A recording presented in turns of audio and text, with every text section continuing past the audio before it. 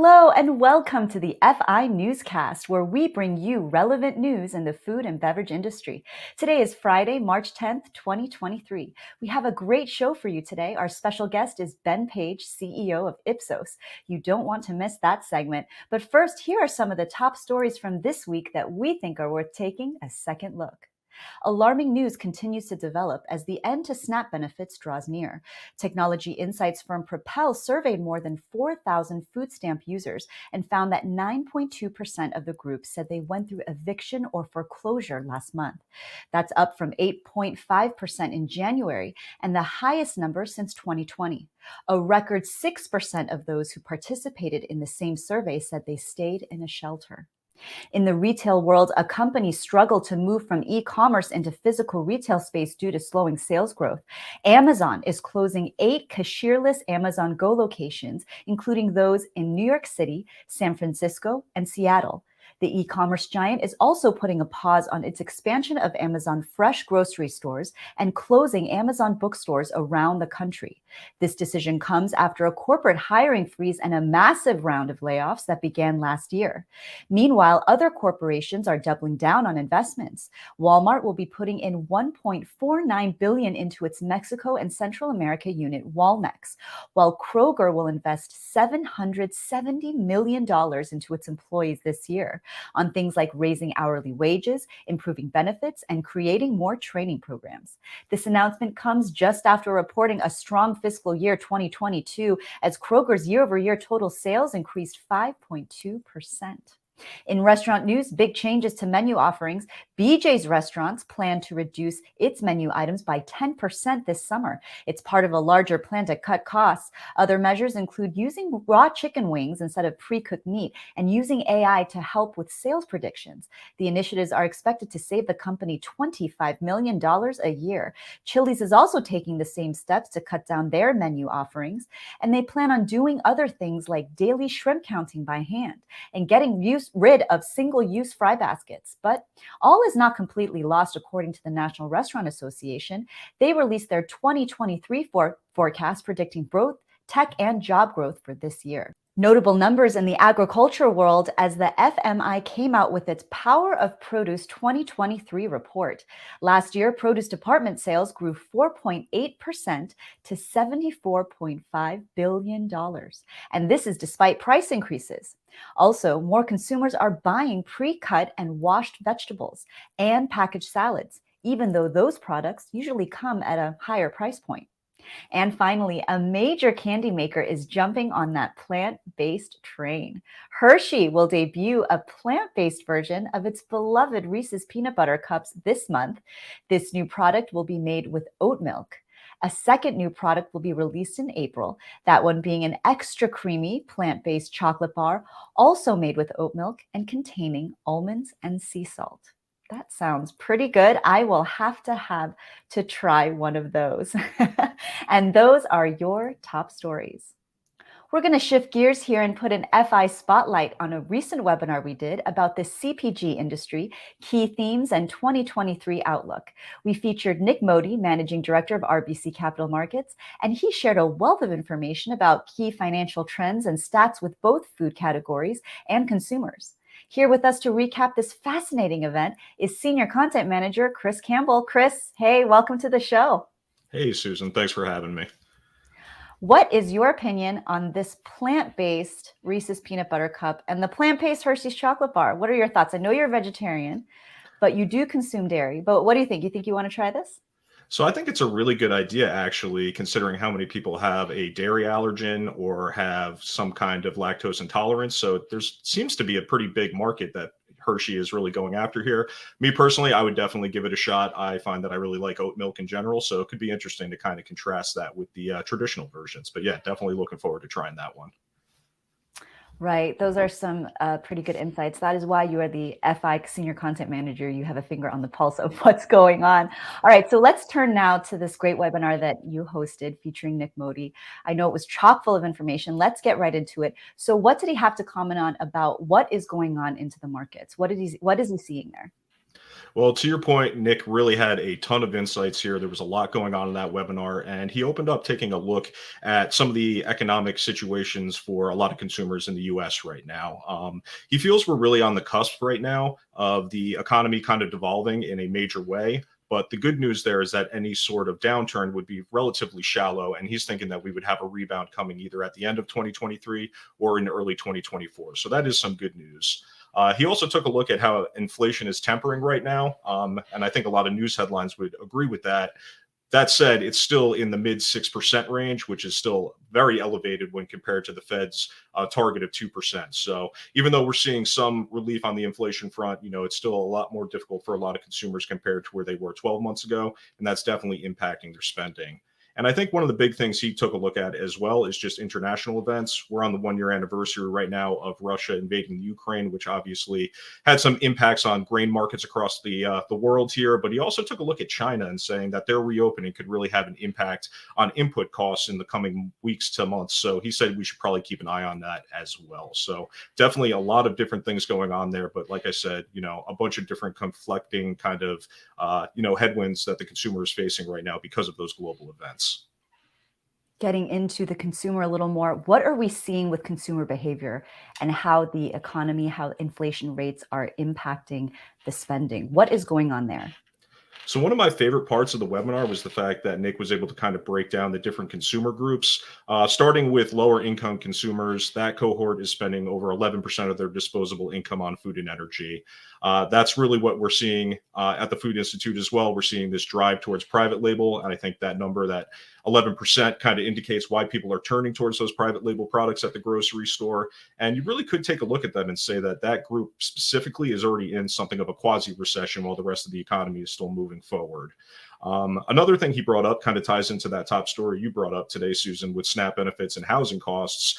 Typically, you would expect a household to be spending about 20% of their income on housing. Right now, that number is floating around 29%. So when you take that plus the increased costs at the grocery store, you're really seeing a dramatic change in the consumer psyche, and it's really going to have a carryover impact on those consumption behaviors. And I think really important too, he took a look at the most recent Walmart guidance, finding that the company had accelerated share gains in the private label space, like we just said. They also saw a 50% or so gain coming from higher end consumers. So like I said, this is running the gamut. Doesn't matter what part of the economic spectrum you are on. The inflation we're seeing in food and housing prices, energy as well, is really having an impact across the board. We know that you can find out more information behind this webinar in a recap article that we did. You can find it on www.foodinstitute.com. And if you want to watch the actual webinar, which it sounds like you should because it was pretty action-packed, got to be a member, got to sign up for that membership. You can also look for more information on www.foodinstitute.com. FI Senior Content Manager Chris Campbell. Chris, thanks so much for that great summary. Thanks for having me, Susan. We're going to turn now to a special conversation with Ben Page. He is the CEO of Ipsos. Ipsos is a global market research and public opinion specialist, and our very own FI CEO and managing partner Brian Choi got to speak with Ben to get his take on all the trends that are going on in the economy and around the consumer. Take a look. Hello there, this is Brian Choi, Food Institute CEO, and we are here with Ben Page, CEO of Ipsos. Ben, welcome to the show. Good morning, good evening, good afternoon. All right, so let's get right into it. So Ben, tell us a little bit about your background and a little bit about Ipsos and your role at Ipsos. Okay, sure. So Ipsos is one of the world's largest research companies. We're in 90 countries, about 20,000 people. And we work for many of the world's largest companies, including ones involved in food. And we're basically about understanding human beings, not just in terms of what they buy, but also how they vote, what they're like as parents, citizens, consumers. Our fundamental job is to help people in business and in government make better decisions based on accurate information. So this is one of my pet projects that I started when I was in charge of the UK and Ireland as a global project a decade ago.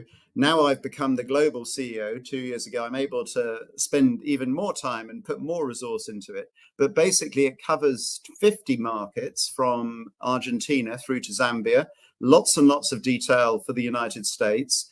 And it tries to look at the context behind some of those things that we can, that we can see happening. So how do people feel about the economy? How do they feel about the food they eat? How do they feel about brands?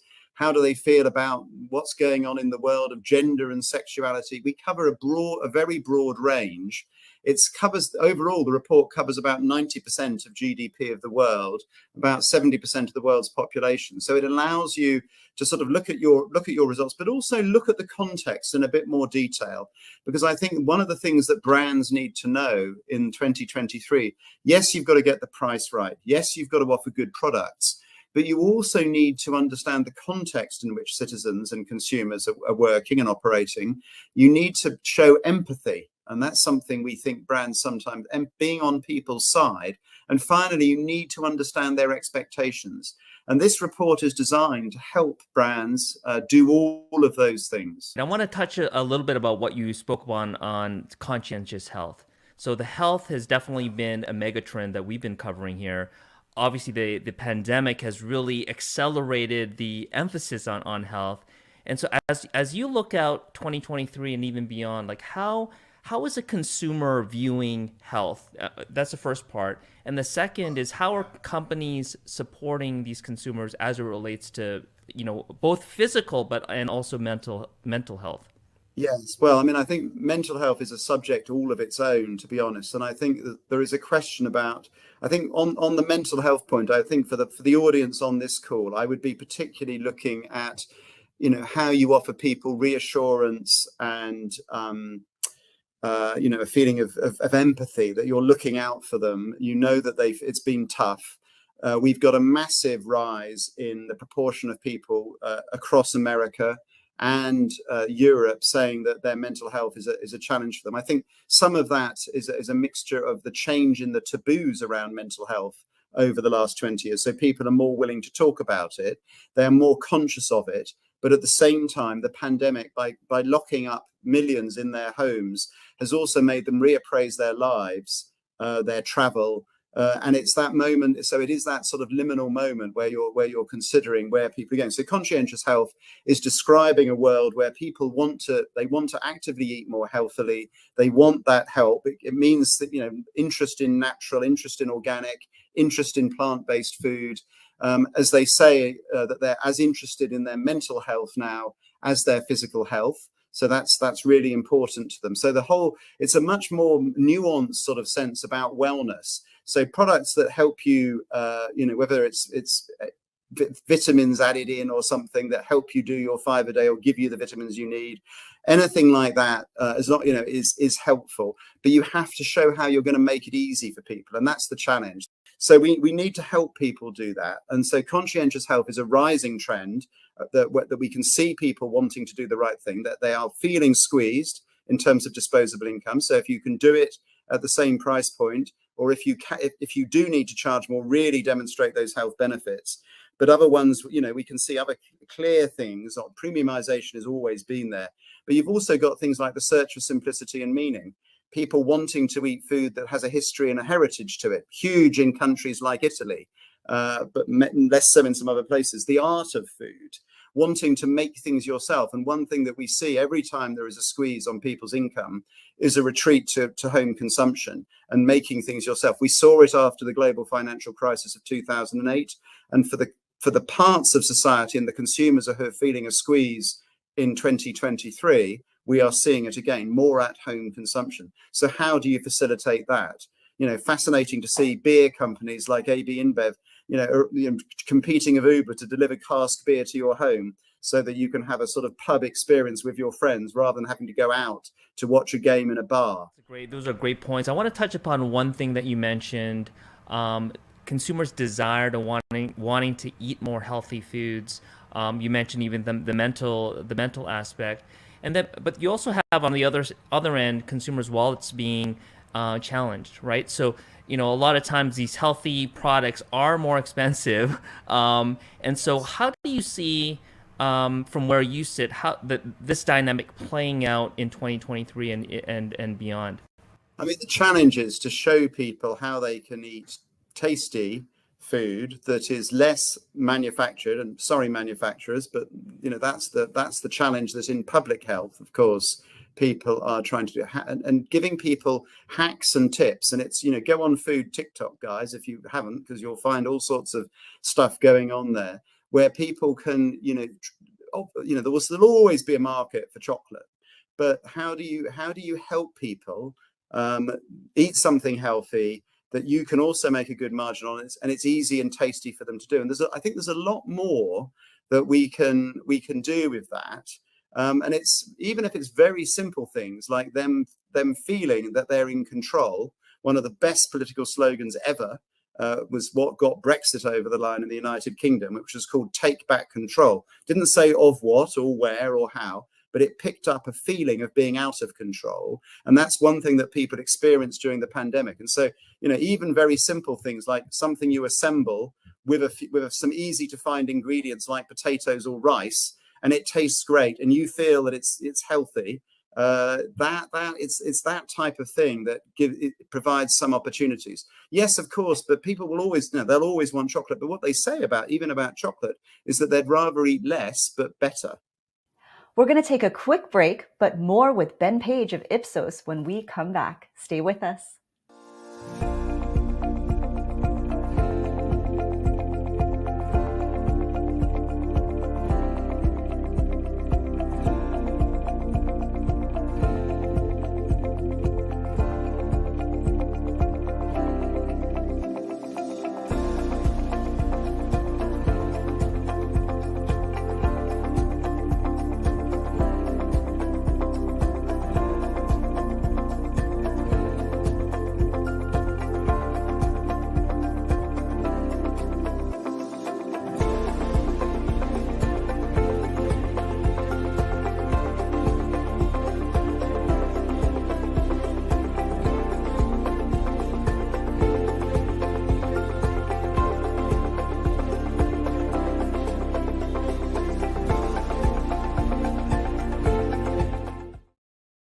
We are back. Thanks for joining us. We've been taking a look at the fascinating conversation our own Brian Choi had with Ben Page of Ipsos. Let's continue.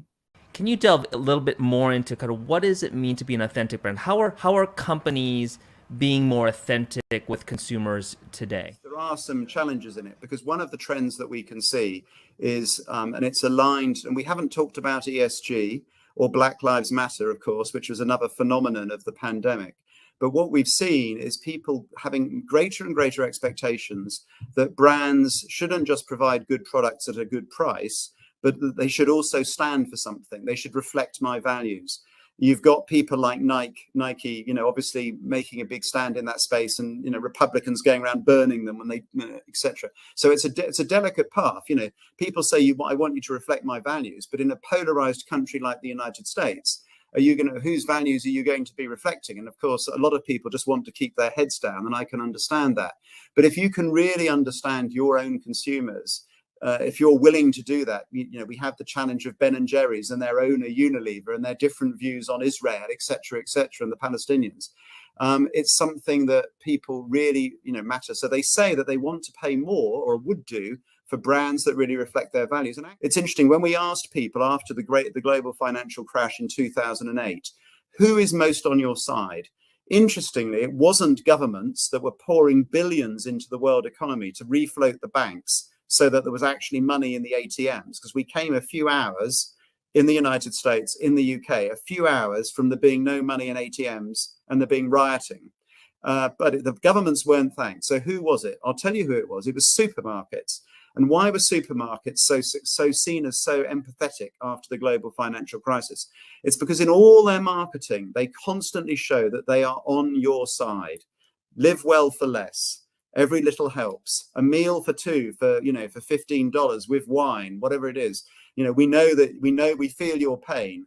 In Europe, Aldi and Lidl just sweeping up because they're just sharks created after World War II, the remnants of Germany. And they come out of there and they just give you incredible value. So I think that that's a really key message, being on your side. So you may or may not be the healthiest product on earth. You may or may not be very engineered or not engineered. But are you on people's side? Are you offering something? Do you understand the situation that they're in? How are you going to help them with the jobs that they need to do? And one final trend I want to get your thoughts on is in the report, you talk about peak globalization.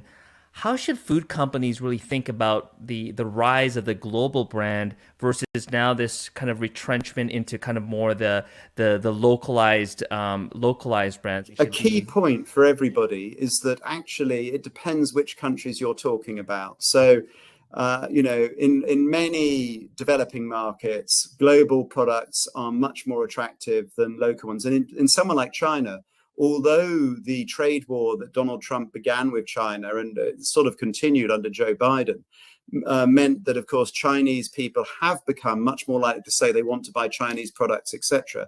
There's still huge concerns in China about things like contamination. So, I mean, one survey we did a few years ago, we had 67% of Chinese people saying they didn't want to buy Chinese manufactured food because they were so worried about what might be in it. And so it really does depend. But overall, I think, we are seeing the pandemic has made us say, actually, we need to think about just how our supply chains work. We need resilience as well as just in time. But at the same time, and this is important, the proportion of people globally who say globalization is good for them and good for their country has actually gone on rising throughout the pandemic. And I think that's that's something that we should make. Even the French, I'm sitting in Paris today, who are some of the most anti-globalization people on earth, are actually more likely to say that globalization is good for their country in 2023 than back when I started this series in 2013. So it's a sort of balance. I think people, they want to feel they're supporting people in their communities. One of the things big global businesses can do, or even local businesses can do, is demonstrate what they do for the local economy, for local jobs, to support people, there. But at the same time, it is not, although we've talked about peak globalization, it is not the case that we're going back to a world of, the 1930s or something like that. Our economies are too intertwined, and we've got too used to eating food from all over the world that often can't be grown in our country anyway.